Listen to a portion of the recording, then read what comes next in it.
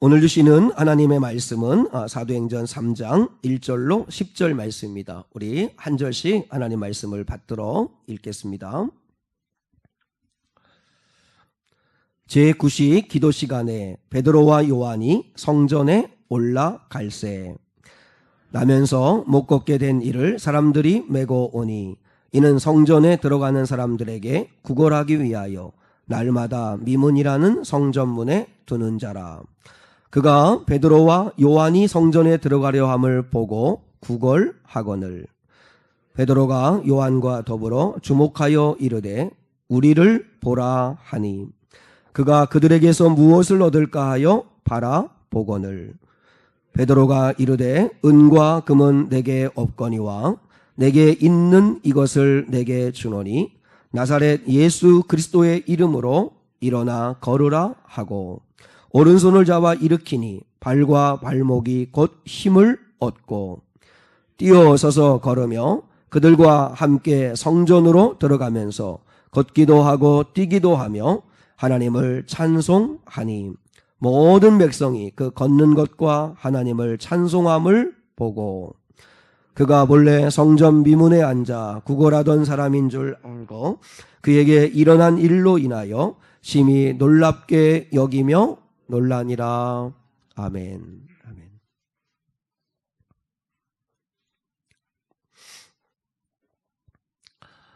성경에 기록되어 있는 사건은 옛날 이야기가 아닙니다. 수천 년 전에 이스라엘 땅에 그리고 2000년 전에 예루살렘에 또 갈릴리에 그 나라에 있었던 옛날 이야기라고 여러분 절대 생각하지 않기를 원합니다. 왜냐하면 성경은 살아계신 하나님의 말씀이기 때문에 그렇습니다.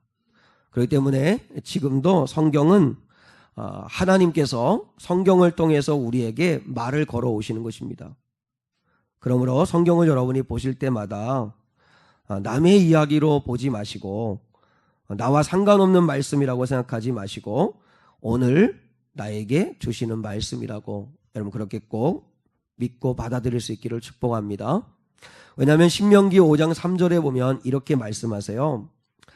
40년 전에 모세가 시내산에서 율법을 받습니다. 이제 약속을 받아요.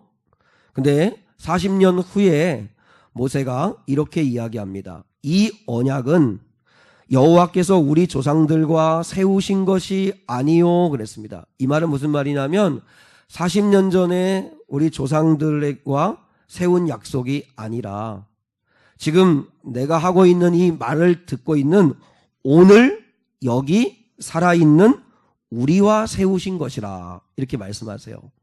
그러니까 2000년 전에 아니면 수천 년 전에 기록된 하나님의 말씀은 그 당시 그 사람들과 약속한 말씀이 아니고 오늘 여기 살아있는 우리에게 주시는 약속이라는 것이죠.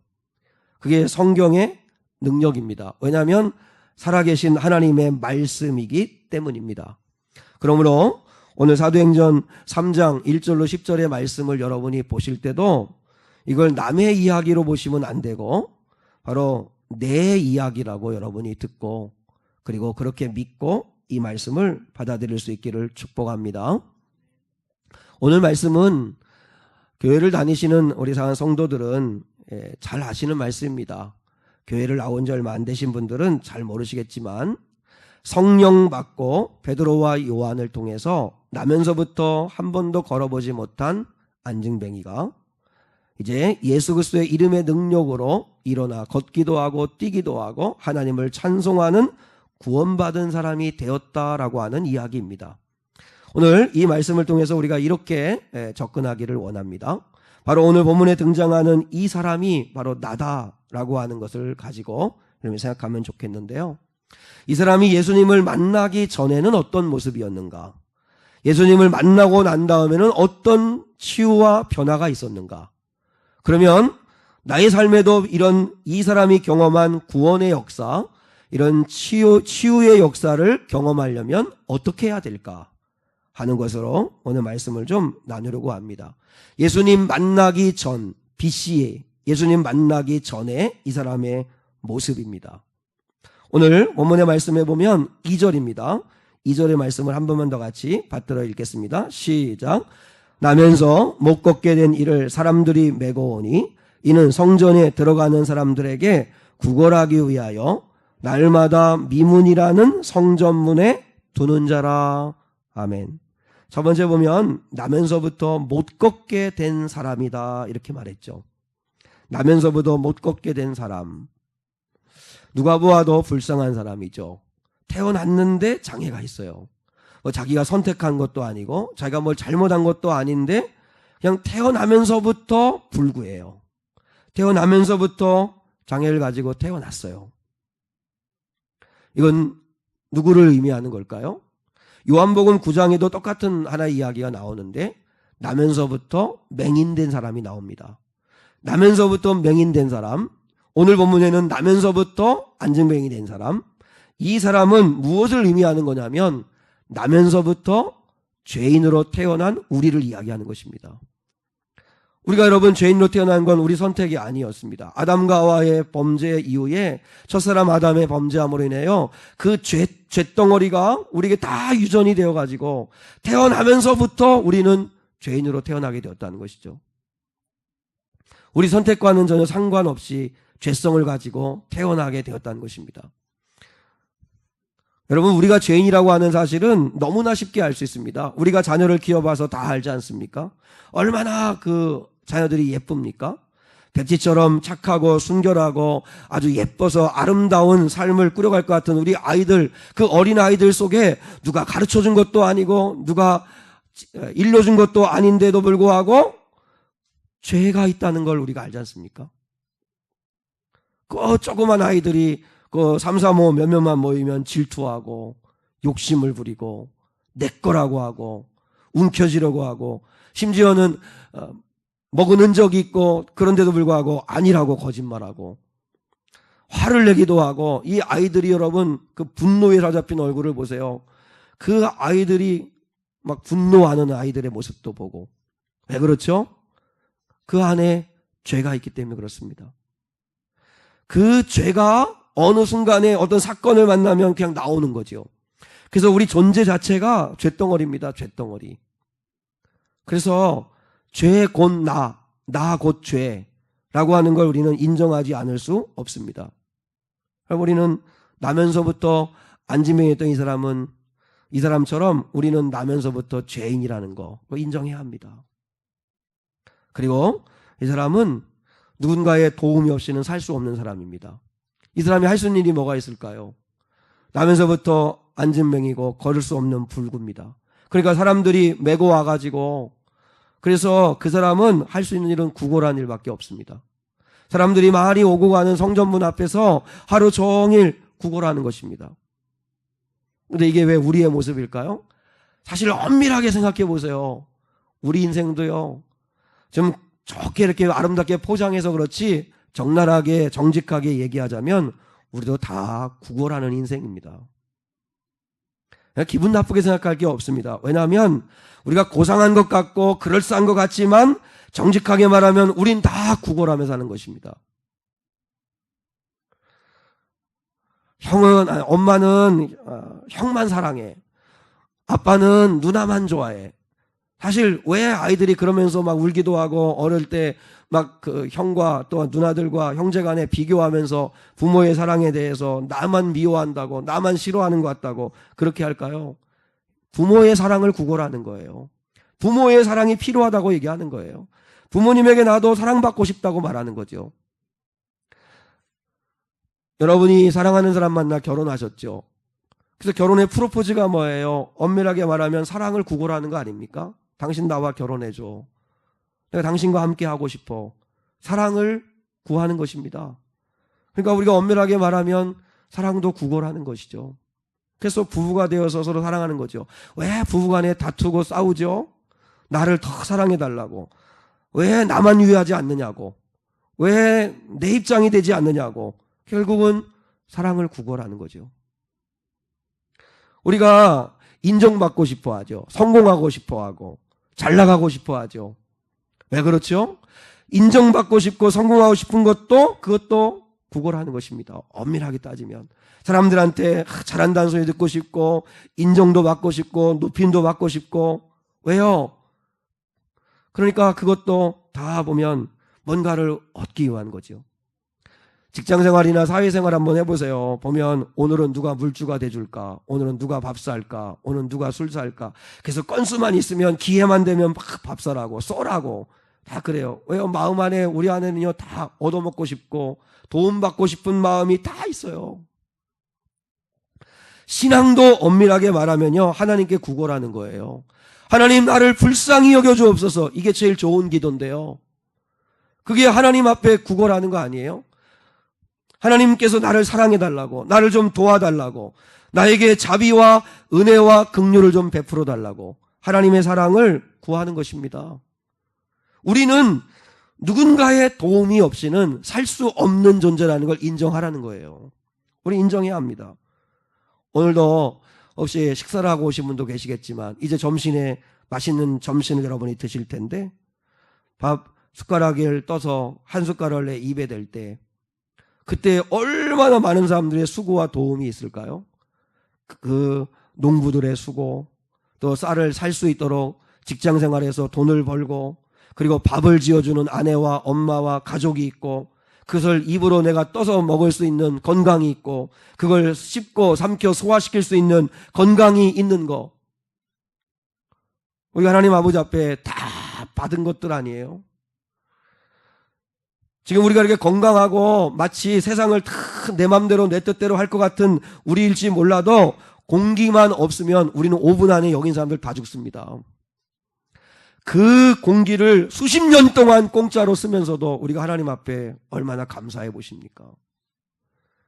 물을 마시지 않으면 우리 일주일도 버티지 못할 사람들인데 수십 년을 마시면서도 그렇게 살면서도 얼마나 감사하고 사십니까? 아니 오히려 원망하고 화내고 불평하고 그러고 살고 있지는 않습니까? 다 보면 우리는 도움 없이는 살 수 없는 자들이에요. 한번 생각해 보세요. 이 사람이 무슨 소망이 있을까요? 무슨 기쁨이 있을까요? 무슨 즐거움이 있을까요? 무슨 꿈이 있을까요? 아무것도 없어요. 우리는 원래 그런 존재예요. 자기 스스로를 구원해낼 수 없는 존재예요. 우리가 그렇지 않아요?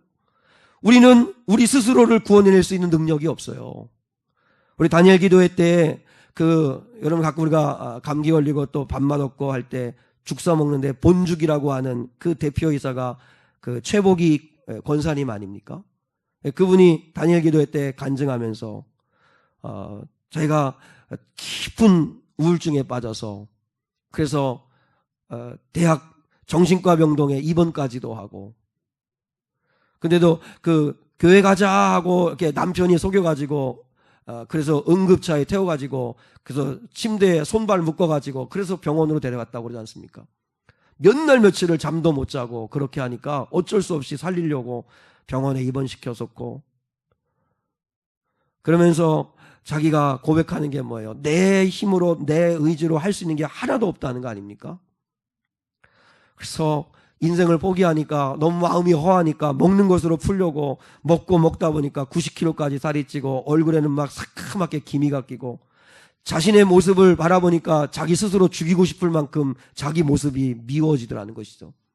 할 수 있는 건 하나도 없더래요. 얼굴 표정 하나도 자기 마음대로 안 되고 마음 하나도 자기 마음대로 안 되고 생각 하나도 자기 마음대로 안 되고 그리고 어렵사리 남편과 함께 호떡 장사를 시작했는데 근데 호떡 하나를 파는 것도 자기 마음대로 안 되더라는 거죠. 그러니까 할 수 있는 건 하나밖에 없더래요. 하나님께 무릎 꿇는 거. 그래서 반죽을 하면서 하나님 오늘 이 반죽한 이 호떡이 다 팔릴 수 있도록 하나님 손님을 보내주십시오 하고 하나님 아버지 앞에 무릎 꿇을 수밖에 없게 되더라는 거죠. 그렇습니다. 사랑하는 여러분, 우리는 우리 스스로를 구원할 능력이 없습니다. 한번 살아보세요. 여러분 내 마음대로 되는지요? 내 의지가 내 생각 하나도 내 마음대로 되는지 우린 다 할 것 같지만 그러나 우리는 우리를 구원할 능력이 없습니다. 그래서 기독교는 다력 종교라고 그럽니다.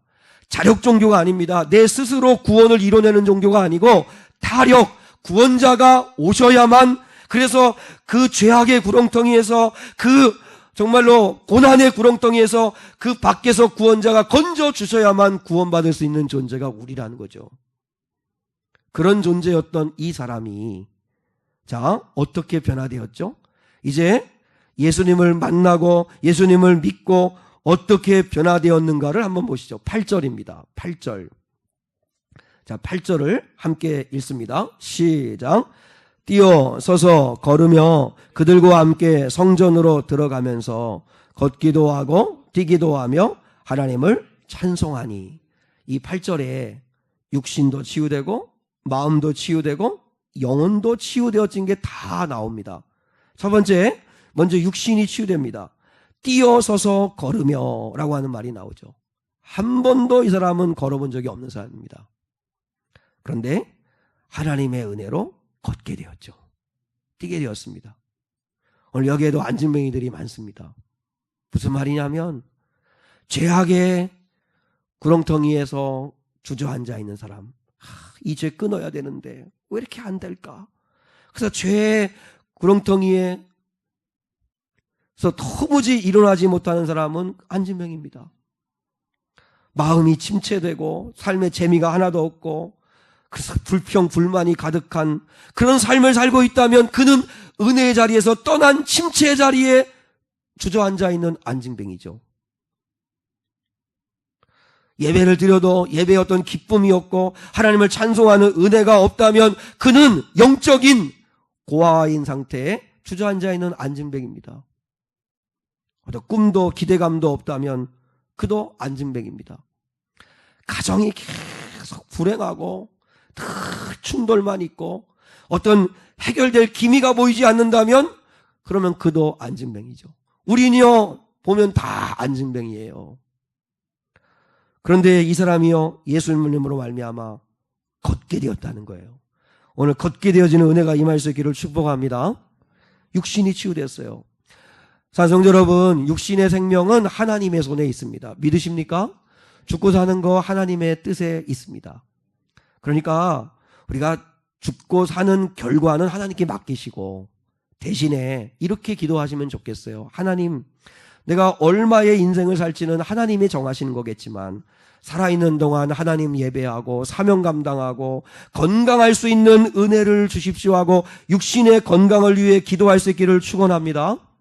또 혹시 몸이 아프셔서 병드셨으면 그 육신의 질병을 치유해달라고 안진뱅이를 치료하신 하나님의 능력이, 예수의 능력이 나의 삶에도 오셔서 치유해달라고 기도할 수 있기를 축원합니다. 야고보서 5장 13절로 16절에 보시면 너희 중에 고난당하는 자가 있느냐? 그는 기도할 것이요. 혹시 고난당한 분이 계십니까? 기도하십시오. 즐거워하는 자가 있느냐? 혹시 합격하고 기쁜 일이 계세요? 그러면 그는 찬송할지니라. 딴 데 가가지고 기쁨 해결하려고 하지 마시고 하나님 아버지 앞에 와서 찬송하고 감사를 드리십시오. 너희 중에 병든 자가 있느냐? 그는 교회의 장로들을 청할 것이요.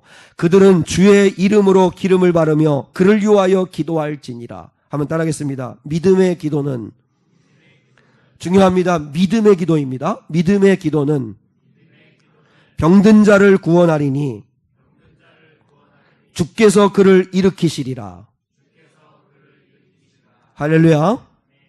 그러므로 서로 병낫기를 위하여 기도해 주라는 것입니다.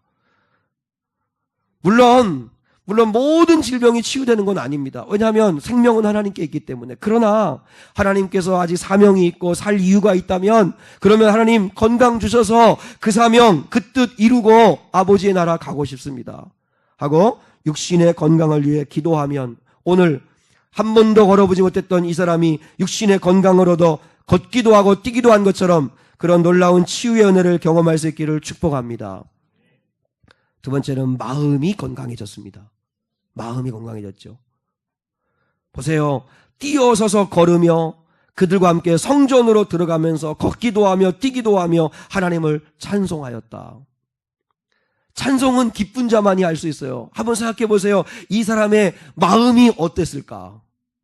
지금까지는 어떤 기쁨도 없고 소망도 없고 뭐 의미도 없고 꿈도 없고 미래도 없고 내일도 없고 그저 미문 앞에 사람들이 매다 놓으면 그러면 꼼짝없이 거기에 앉아가지고 구걸이나 하던 사람이었습니다. 그런데 주님으로 인하여서 치유되어져서 뛰기도 하고 걷기도 하고 성전으로 들어갈 수 있게 되었다면 얼마나 기뻤을까요? 세상에는 두 가지 기쁨이 있는 것 같아요. 하나의 기쁨은 동전을 얻는 기쁨입니다. 이 사람은 예수님이 주신 기쁨을 맛보기 전에는 이 사람은 오직 한 가지 기쁨밖에 몰랐습니다. 동전 얻는 기쁨. 그래서 오늘도 이제 사람들이 매다가 놓으면 그 성전 미문이라고 하는 예배를 드리고 또 들어가는 사람, 나오는 사람들에게 구걸하는 거지요. 오늘은 누가 몇 푼의 돈을 좀 더 넣어줄까? 그래서 어제보다도 좀 동전이 더 많이 모아지면 기쁘고 어제보다도 동전이 더 적어지면 실망스럽고 그저 이 사람은 동전 얻는 기쁨으로 살던 사람이에요. 동전 얻는 기쁨이 뭐예요? 세상이 주는 기쁨만 바라보고 살았던 사람이란 뜻이에요. 준아가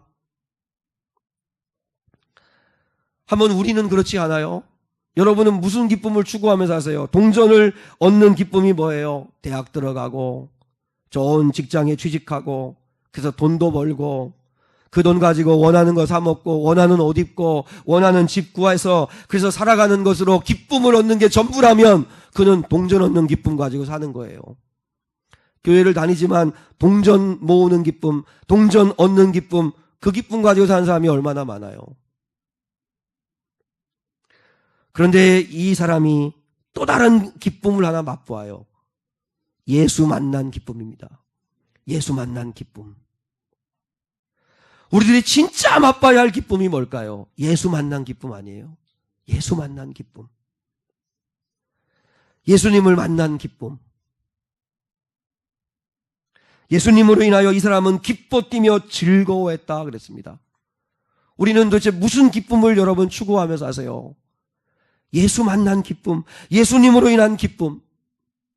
그래서 세상에 어떤 하나님이 물질 안 주셔도 건강 안 주셔도 그래도 그저 하나님이 내가 너 사랑한다, 내가 너를 기뻐한다, 너 잘하고 있다 라고 하는 말씀 한마디만 들으면 행복할 것 같은데 하는 이 주님 만난 기쁨을 구하는 자가 있지 않습니까?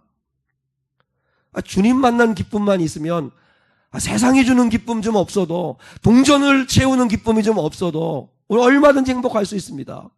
그건 주님이 하시는 거니까. 여러분 우리가 구할 게 뭐예요? 주님 만난 기쁨이에요. 주님 만난 기쁨.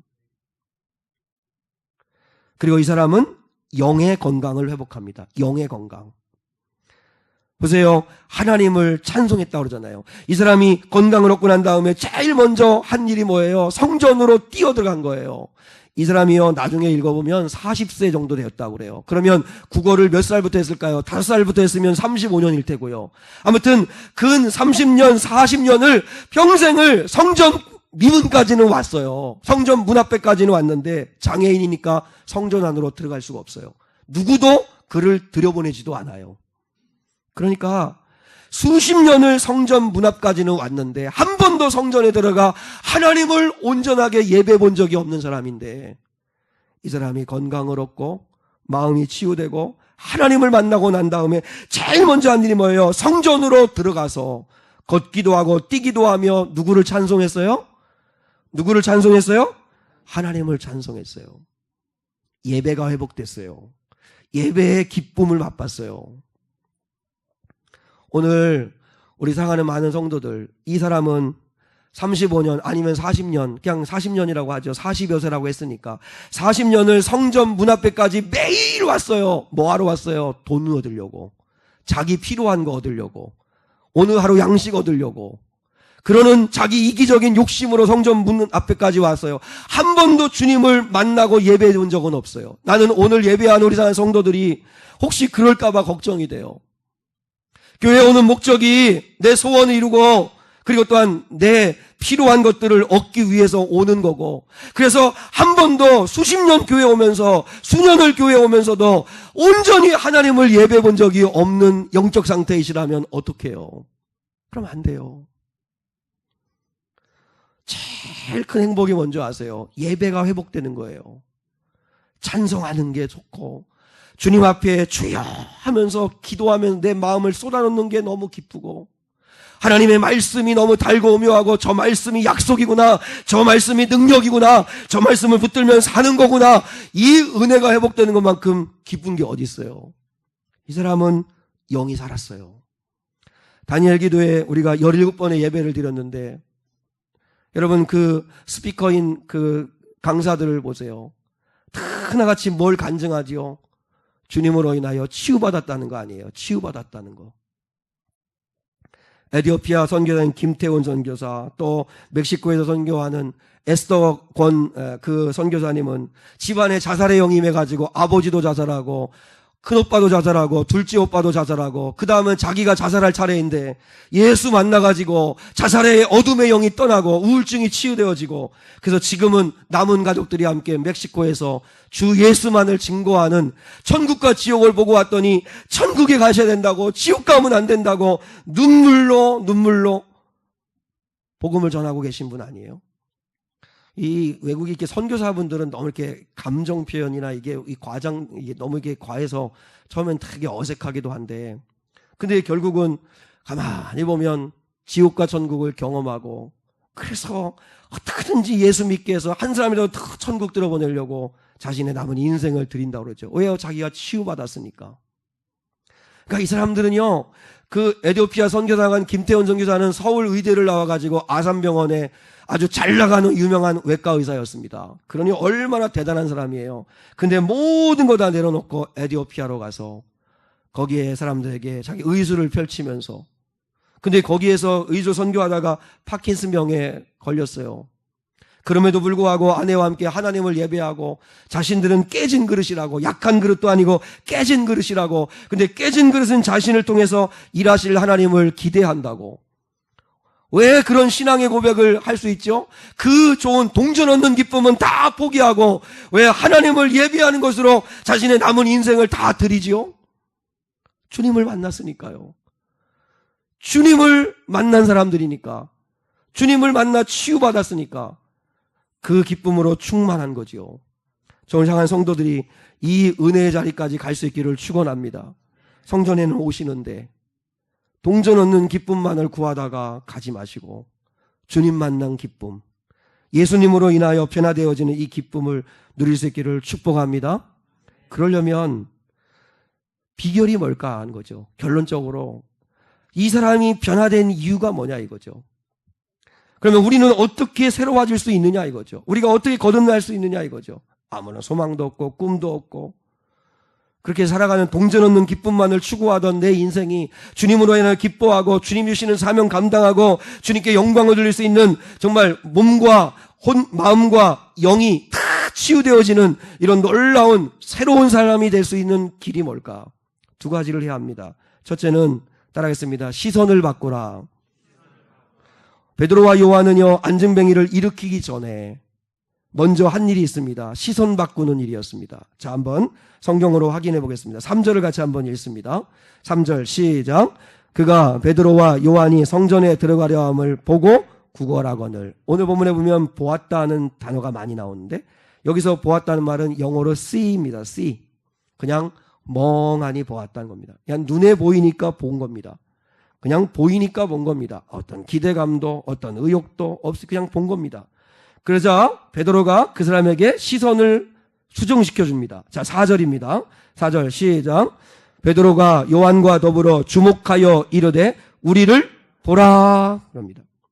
두 가지죠. 먼저 베드로와 요한이 그를 주목했다. 이 주목했다는 말이 아테니조라고 하는 말인데 영어로는 게이즈, 응시하다 하는 뜻이고, 뭐라고 그에게 이야기하냐면 우리를 보라 그럽니다. 우리를 보라. 우리를 보라는 말이 블레포라는 말인데 이 말이 룩엣입니다. 룩엣. 그러니까 룩엣이란 말은 의지를 가지고 보라 하는 뜻입니다. 우리를 바라보라 하는 뜻입니다. 그런데 여기서 하나 우리가 점검해야 할 게 있습니다. 베드로가 시골 어부였던 베드로, 그리고 가난뱅이 베드로, 무슨 여러분 12제자가 무슨 부유한 사람이겠습니까? 좋은 옷을 입었겠습니까? 얼굴이 잘생겼겠습니까? 시골 어부 출신의 자신의 초라한 그 모습을 보라고 한 걸까요? 도대체 베드로는 그에게 우리를 보라 할 때 뭘 보라고 하는 걸까요? 자기들 보라는 거예요? 그냥 얼굴 보라는 거예요? 자기 얼굴? 그렇지 않아요. 아마 이 베드로와 요한은 성전 미문을 늘 오고 가면서 성전에 들어갔다 나왔다 하면서 거기를 늘 다녔던 사람이에요. 그러니까 이 사람이, 이 안증뱅이는 근 40년을 미문에 자리 잡고 구걸하던 사람이니까 베드로 요한은 늘 보았을 거예요. 근데 왜 이날은 우리를 보라 하면서 주목했을까요? 바로 이전에 2장에서 무슨 사건이 있었죠? 베드로와 요한이 성령 받은 사건이 있었어요. 베드로와 요한이 거듭났어요. 이제 성령 받고 오순절 마가다락방에 성령이 임해서 성령의 불이 붙었어요. 주님의 능력이 임했어요. 그리고 난 다음에 그를 보니까 너무 마음이 아픈 거예요. 그래서 그저 뭘 한 푼 더 얻을까 하고 동전을 얻을까 하고 우두커니 아무 기대감도 꿈도 소망도 없이 바라보는 그가 너무 마음이 아프니까 베드로가 가던 길을 멈추고 그를 뚫어져라 보다면서 하는 말이 우리를 보라, 나를 주목하라. 그러면 도대체 베드로가 뭘 주목하라는 걸까요? 베드로가 주목하라는 것은 바로 지금 나를 들어 쓰고 있는 내 안에 계시는 그리스도를 보라는 거죠. 여러분, 자기 보라고 하는 거 아닐 거 아니에요. 지금 베드로는 성령 충만해서 주님을 대신하여 말하고 있는 거예요. 주님을 대신하여 그의 오른손을 잡아 일으키는 거예요. 그러니까 베드로는 지금 내 안에 역사하시는 예수 그리스도를 봐라. 그리고 내가 잡은 이 손은 나의 손, 베드로의 손이 아니라 바로 십자가에서 피 묻은 예수의 손이다. 그러면서 그를 잡아 일으켰다는 거죠. 우리가 해야 할 첫 번째, 주님을 바라봐야 합니다. 주님을 바라보고 주님의 피 묻은 손을 굳게 붙들어야 합니다. 그래야 구원이 임합니다. 교회에 오셔서 시선이 흐트러지시면 안 됩니다. 세상에 다른 거 보시면 안 됩니다. 목사님의 얼굴이 넥타이 색깔이니 아니면 또 앞에 장식되어 있는 무슨 과일 종류니 세상의 것 바라보고 자꾸 마음이 천갈래 만갈래 갈라지시면 안 됩니다. 여러분, 오직 우리가 바라봐야 할 것은 주님 바라봐야 합니다. 주님. 제가 인터넷에서 한 의미 있는 글을 하나 읽었는데요. 못 배운 엄마가 있었습니다. 아빠는 딸이 임신한 가운데 죽었습니다. 딸이 태어나고 보니까 아빠는 이미 없어요. 유복녀로 태어났어요. 엄마는 23살에 과부가 된 거예요. 23살에. 그러니 얼마나 이 어머니가 힘들었겠어요. 딸을 하나 낳았는데. 그래서 그 딸을 어떻게 키웠냐면 남대문 시장에서 떡 장사하면서 키웠어요. 떡 장사하면서. 노상에서 떡 갖다 팔면서 그러면서 딸을 키웠는데, 그러나 감사하게 이 딸이 대학 교수까지 됐어요. 아주 똑똑하고 그래서 성공적인 인생이 된 거죠. 근데 딸은요, 늘 자기 힘으로 불우한 가정환경 속에서도 자기가 노력해서 자수성가했다고 그렇게 늘 생각을 했어요. 그런데 자기도 결혼해서 딸을 낳았는데 그 딸을 낳아서 키우다 보니까 어머니가 보이기를 시작하는 거죠. 예? 우리 따님들도 이제 다 이렇게 결혼해서 아이들 키우다 보면 엄마가 보이잖아요. 그죠? 그러다가 이제는 이 딸이 깨달은 거예요. 내 힘으로 살았다고 생각하고 내 힘으로 했다고 생각했는데 아니었구나. 알고 보니까 어머니의 한없는 희생, 사랑, 그 도움으로 내가 산 거구나. 하나님 엄마의 은혜 없이는 하나도 된 게 없는 거구나. 그래서 엄마한테 너무 고마운 생각이 들고 효도하고 싶은 마음이 생기는 거예요. 언제 우리 자녀에게 이런 은혜가 임할까요? 이런 은혜가 임하면 좋겠는데, 그래서 엄마 좋아하는 게 뭐야? 엄마 선물할게, 사줄게요. 그래서 얘기하면 엄마는 그때마다 이야기해요. 교회 멀리 내가 이사 오니까 교회 가기가 너무 힘들다. 네가 주일날은 날 좀 교회까지 좀 태워다 주면 안 되겠냐? 왜냐하면 이 딸은 아직까지 교회를 다니지 않았거든요. 근데 교회 이야기만 하면 이 딸은 그저 똑똑한 딸이고 하니까 화만 내는 거예요. 화만. 근데 이제는 마음이 바뀌었어요. 그래, 효도도 하는데 뭐 교회 정도 태워다 주는 것도 못 하겠나. 근데 이제 주일날이 돼가지고 어머니를 차에 모시고 그 교회 와서 어머니는 예배실에 들어가고 자기는 이제 교회 안 다니고 하니까 친교실에 가만히 앉아 있었어요. 친교실에 앉아가지고 차 한잔 마시면서 있는데 옆에 335 모인 이제 그 교회 교인들이 이렇게 얘기를 하는데 서로 남을 헐뜯는 얘기를 하는 거예요. 뭐 장로님이 어떻다라고 막. 여러분, 자리 비우면 안 돼요. 자리 비우면 막 이렇게 헐뜯는 얘기를 막 하는 거예요. 이게 막 실망스러운 거예요. 또 그 어떤 아는 다른 테이블에 있는 또 성도들은 자기 자녀 문제를 돈으로 해결했다고 막 이렇게 얘기하고, 또 어떤 사람은 자기 자랑을 입에 거품을 물고 막 자랑을 하는 걸 보면서, 그리고 또 어느 회의실에서는 회의하는 것 같은데, 근데 뭐 남전도회 여전도회 성도들 같은데 막 고성이 오고 가면서 싸우는 소리가 들리는 거예요. 야, 세상과 다를 바가 없구나. 이 교회가 세상과 다를 바가 없구나. 그러면서 아니 오히려 교회가 더하구나. 교회가 더 심하구나. 분노가 막 치밀어 오르더래요, 이 딸이. 그래서 예배 마치고 나온 엄마를 붙잡고자마자 엄마한테 엄마 이제 이런 교회 다니지 말라고.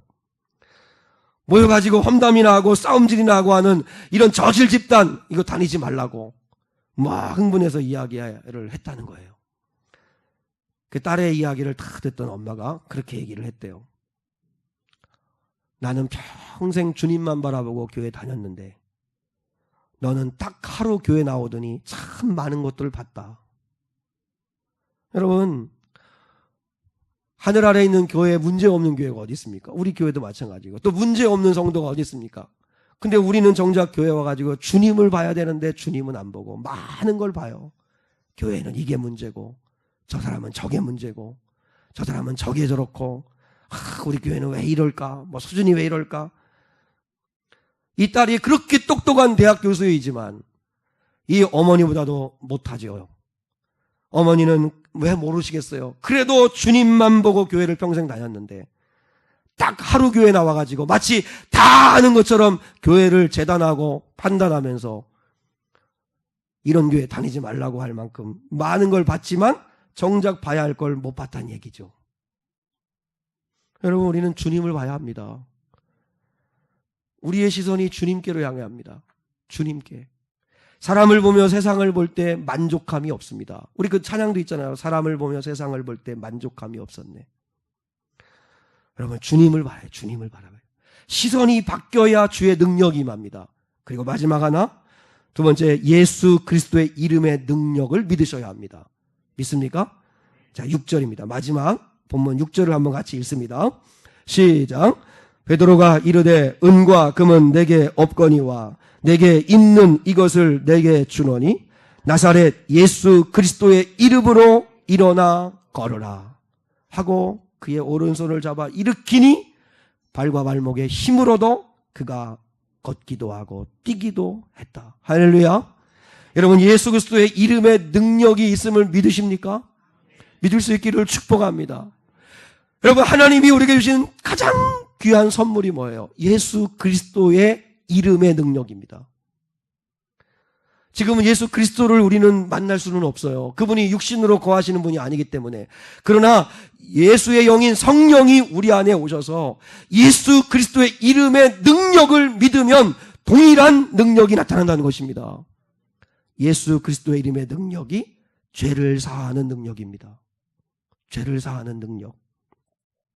하루 종일 땀 흘리고 그리고 요즘은 미세먼지도 많잖아요. 막 흙먼지 뒤집어 쓰고 이랬잖아요. 그러면 그런 사람에게 있어서요, 제일 원하는 건 뭐냐면 집에 빨리 가가지고 옷 벗고 그리고 깨끗한 물로 샤워하고 몸 씻는 게 제일 기분 좋은 일이죠. 마찬가지예요. 우리가 예수님 앞에 나올 때 가장 좋은 건 회개하는 거예요. 회개하는 거. 회개가 힘든 게 아니에요. 단 여러분, 우리가 몸만 깨끗이 씻고 옷만 새 것으로 갈아입는다고 새 사람 되는 게 아니고 예수 앞에 나와서 예수 그리스도의 이름으로 내 죄를 고백할 때 내 죄가 깨끗이 씻겨지는 줄 믿습니다. 예수 그리스도의 이름의 능력입니다. 예수 그리스도의 이름의 능력은 기도하면 응답되는 능력입니다. 우리가 인생 살다가 힘든 일이 있으면 만약에 범죄하는 그런 사건을 만나면 112에 전화하시죠. 그리고 또한 위급한 상황이나 아니면 화재나 아니면 도움이 필요하면 119에 전화하죠. 오늘날 이 시스템이 얼마나 잘 되어 있는지 즉각 달려와서 도움을 줍니다. 마찬가지로 성도들이 인생 살다가 힘들고 어려울 때는 여러분이 기억해야 할 세 자리 숫자는 뭐죠? 333. 333이 뭐냐면 예레미야 33장 3절. 너는 내게 부르짖으라. 그리하면 내가 내게 응답하겠고 네가 알지 못하는 크고 비밀한 일을 네게 보이리라. 여러분, 우리가 위급할 때 예수 그리스도의 이름으로 333 부르짖어 기도하면 하나님이 응답하세요. 근데 이걸 안 해요. 112 전화하고 119에는 전화 잘할 줄 알면서 정작 333은 할 줄 몰라요. 예수 그리스도의 이름의 능력이 뭔지 아세요? 예수 그리스도의 이름으로 기도하면 응답되는 능력이에요. 그리고 예수 그리스도의 이름만이 살리는 능력이에요. 여러분, 혹시 내가 이런 면에 안진뱅이였구나, 여전히 신앙적으로 좀 침체되셔서 그 안증뱅이처럼 주저앉아 도무지 신앙이 살아나지 않으세요? 예수 그리스도의 이름으로 선포하고 순종의 자리로 한번 좀 나가보세요. 그래서 좀 침체의 자리에서 좀 승리의 자리로 옮겨갈 수 있기를 주님의 이름으로 축복합니다. 좀 죄악을 여러분의 힘으로는 끊을 수 없어요. 예수 그리스도의 이름의 능력이 성령이 역사하심으로 인하여 나타날 때 죄를 끊어낼 수 있어요. 그리고 절망의 자리에서, 우울증의 자리에서, 원망하고 남을 탓하는 불행한 자리에서 우리를 살리는 건 예수 그리스도의 이름의 능력밖에 없어요. 예수님을 정말 여러분이 바라보시고 그 예수님의 손을 꽉 붙들면 그분이 일으켜 주시고 건져 주실 줄 믿습니다. 그 은혜를 꼭 경험할 수 있기를 주님의 이름으로 축복합니다. 기도하겠습니다.